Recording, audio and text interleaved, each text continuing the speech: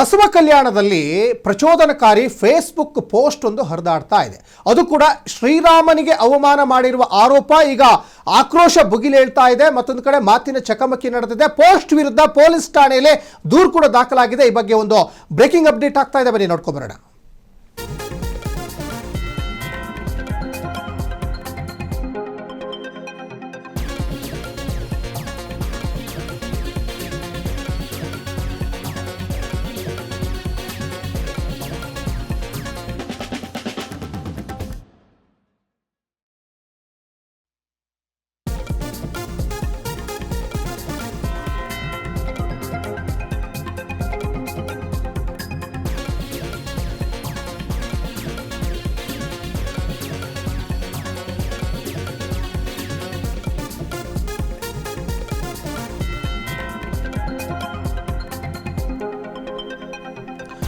ಇದು ಬಸವ ಕಲ್ಯಾಣದಲ್ಲಿ ಬಸವ ಪರ ಸಂಘಟನೆ ಒಕ್ಕೂಟದ ಹೆಸರನ್ನ ಒಂದು ಫೇಸ್ಬುಕ್ ಖಾತೆಯಿಂದ ಪೋಸ್ಟ್ ಈಗ ಹರಿದಾಡ್ತಾ ಇದೆ. ಬಸವ ಪರ ಸಂಘಟನೆ ಒಕ್ಕೂಟ ಏನಿದೆಯಲ್ಲ, ಇದು ಶ್ರೀರಾಮನಿಗೆ ಅವಮಾನ ಮಾಡಿದ್ದಾರೆ. ಶ್ರೀರಾಮನಿಗೆ ಅವಮಾನ ಮಾಡಿದ್ದಕ್ಕೆ ಈಗ ಆರೋಪಗಳು ವ್ಯಕ್ತವಾಗ್ತಾ ಇದ್ದಾವೆ, ಆಕ್ರೋಶಗಳು ಭುಗಿಲೇಳ್ತಾ ಇದ್ದಾವೆ. ನಾಳೆ ಕನ್ನೇರಿ ಶ್ರೀಗಳು ಕೂಡ ಈಗ ಬೀದರ್ ಜಿಲ್ಲೆಗೆ ಎಂಟ್ರಿಯನ್ನು ಕೊಡ್ತಾ ಇದ್ದಾರೆ. ನಾಳೆ ಒಂದು ಬೃಹತ್ ಸಮಾವೇಶ ಕೂಡ ಇದೆ. ಈ ಸಮಾವೇಶದ ಮುನ್ನ ದಿನ ಈಗ ಬಸವ ಕಲ್ಯಾಣದಲ್ಲಿ ಪ್ರಚೋದನಕಾರಿ ಹೇಳಿಕೆ, ಪ್ರಚೋದನಕಾರಿ ಪೋಸ್ಟ್ ಇದೆಯಲ್ಲ, ಸಾಕಷ್ಟು ಆಕ್ರೋಶಕ್ಕೆ ಕಾರಣ ಆಗ್ತಾ ಇದೆ.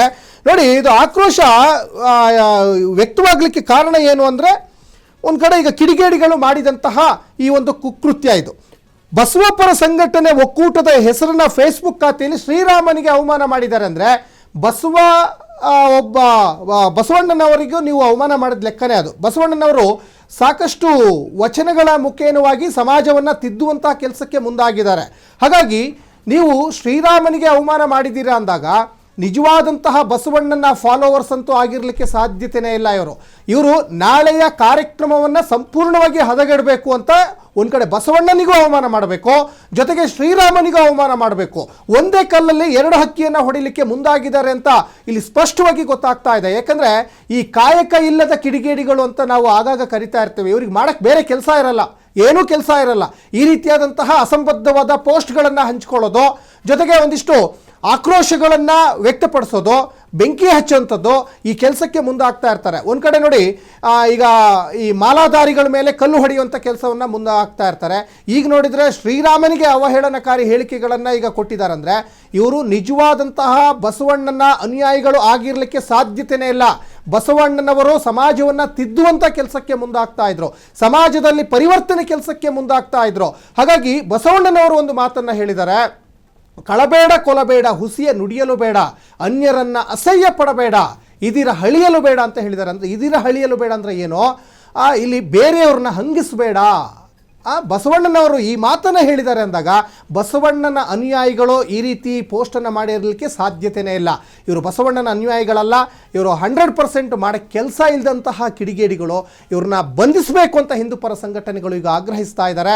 ನಾಳೆಯ ಸಮಾವೇಶ ಇರುವಂತಹ ಹಿನ್ನೆಲೆಯಲ್ಲಿ ಬಸವ ಕಲ್ಯಾಣದಲ್ಲಿ ಬಿಗಿ ಪೊಲೀಸ್ ಭದ್ರತೆಯನ್ನು ಕೂಡ ಈಗ ಏರ್ಪಾಡು ಮಾಡಿಕೊಳ್ಳಲಾಗಿದೆ. ಸಾಮಾಜಿಕ ಜಾಲತಾಣಗಳ ಮೇಲೆ ಪೊಲೀಸ್ ಇಲಾಖೆ ಹದ್ದಿನ ಕಣ್ಣನ್ನು ಇಟ್ಟಿದ್ದಾರೆ. ಯಾರು ಈ ಥರ ಕೆಲಸ ಮಾಡ್ತಾರೆ ಮುಲಾಜಿಲ್ಲದೆ ಅವ್ರನ್ನ ಬಂಧಿಸಬೇಕು, ಕಠಿಣಾತಿ ಕಠಿಣ ಶಿಕ್ಷೆಯನ್ನು ವಿಧಿಸಬೇಕು. ಯಾಕಂದರೆ ಇವತ್ತು ಸೋಷಿಯಲ್ ಮೀಡಿಯಾ ಸಾಕಷ್ಟು ಮುಂದುವರೆದಿದೆ. ನಾನು ಏನು ಬೇಕಾದರೂ ಪೋಸ್ಟ್ ಮಾಡ್ಬೋದು, ಯಾವ ದೇವ್ರ ಮೇಲೆ ಬೇಕಾದರೂ ನಾನು ಪೋಸ್ಟ್ ಮಾಡ್ಬೋದು, ಯಾವ ವ್ಯಕ್ತಿಗಳ ಮೇಲೆ ಬೇಕಾದರೂ ನಾನು ಏನು ಬೇಕಾದರೂ ನಾನು ಬರಿಬೋದು ಅನ್ನೋವಂಥದ್ದು ಇದೆಯಲ್ಲ, ಇದು ನಿಜಕ್ಕೂ ಇದು ಒಂದು ಸಮಾಜಕ್ಕೆ ದೊಡ್ಡ ಮಾರಕ ಆಗಿರ್ತಾರೆ. ಇದು ಇನ್ನೊಂದು ಕಡೆ ನೋಡಿ, ಬಸವ ಭಕ್ತರನ್ನು ತಾಲಿಬಾನ್ ಅಂತ ಅಲ್ಲಿ ಕನ್ನೇರಿ ಸ್ವಾಮಿಗೆ ಬಸವ ಕಲ್ಯಾಣದಲ್ಲಿ ಒಂದು ಕಡೆ ಈಗ ಏನೇನೋ ಪೋಸ್ಟ್ಗಳನ್ನು ಈಗ ಹಂಚಿಕೊಂಡು ವಿಕೃತಿಯನ್ನು ಮೆರಿತಾ ಇರೋರ ಸಂಖ್ಯೆ ಈಗ ಜಾಸ್ತಿ ಆಗ್ತಾ ಇದೆ ಅನ್ನೋದು ಇಲ್ಲಿ ಸ್ಪಷ್ಟವಾಗಿ ಗೊತ್ತಾಗ್ತಾ ಇದೆ. ಯಾಕಂದರೆ ಗಡಿ ಜಿಲ್ಲೆ ಬೀದರ್ ಜಿಲ್ಲೆಯ ಬಸವ ಕಲ್ಯಾಣ ಕರ್ಮಭೂಮಿ ಬಸವ ಕಲ್ಯಾಣದಲ್ಲಿ ಶ್ರೀರಾಮನಿಗೆ ಒಂದು ಕಡೆ ಅವಮಾನ ಮಾಡಿದ್ದಾರೆ. ಅದು ಆಬ್ವಿಯಸ್ಲಿ ಅದು ಬಸವಣ್ಣನಿಗೂ ಅವಮಾನ ಮಾಡಿದ ಲೆಕ್ಕನೇ ಅದು. ಯಾಕಂದರೆ ಈ ಪೋಸ್ಟ್ ಏನಿದೆಯಲ್ಲ, ಬಸವ ಪರ ಸಂಘಟನೆ ಒಕ್ಕೂಟ ಅಂತ ಇದೆ, ಅವರು ನಿಜಕ್ಕೂ ಇದು ಫೇಕ್ ಅಕೌಂಟನ್ನು ಕ್ರಿಯೇಟ್ ಮಾಡ್ಕೊಂಡಿರ್ತಾರೆ.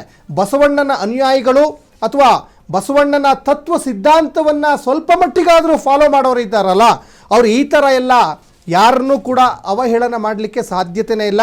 ಇವರು ಈ ಟೋಟಲಿ ಇವರು ಸಮಾಜದಲ್ಲಿ ಅಶಾಂತಿಯನ್ನು ಸೃಷ್ಟಿ ಮಾಡಬೇಕು, ಶಾಂತಿಯನ್ನು ಕದಡಬೇಕು, ಅವ್ರದ್ದು ಉದ್ದೇಶ ಇಷ್ಟೇ ಆಗಿರ್ತದೆ. ಹಾಗಾಗಿ ಇಂತಹ ಪೋಸ್ಟ್ಗಳಿಗೆ ಸರಿಯಾದಂತಹ ಕ್ರಮಗಳನ್ನು ಪೊಲೀಸ್ನವರು ತೆಗೆದುಕೊಳ್ಬೇಕು.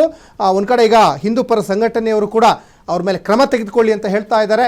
ಯಾರು ಈ ಕೆಲಸವನ್ನು ಮಾಡಿದ್ದಾರೆ, ಅವರು ಕಿಡಿಗೇಡಿಗಳು ಯಾರು, ಅವ್ರನ್ನ ಇವಾಗ ಹಿಡಿಲಿಕ್ಕೆ ಪೊಲೀಸ್ನವರು ಕೂಡ ಈಗ ಸಾಕಷ್ಟು ಈಗ ಪ್ಲ್ಯಾನ್ ಮಾಡ್ಕೊಂಡಿದ್ದಾರೆ ಅನ್ನೋಂಥದ್ದು ಕೂಡ ಗೊತ್ತಾಗ್ತಾ ಇದೆ.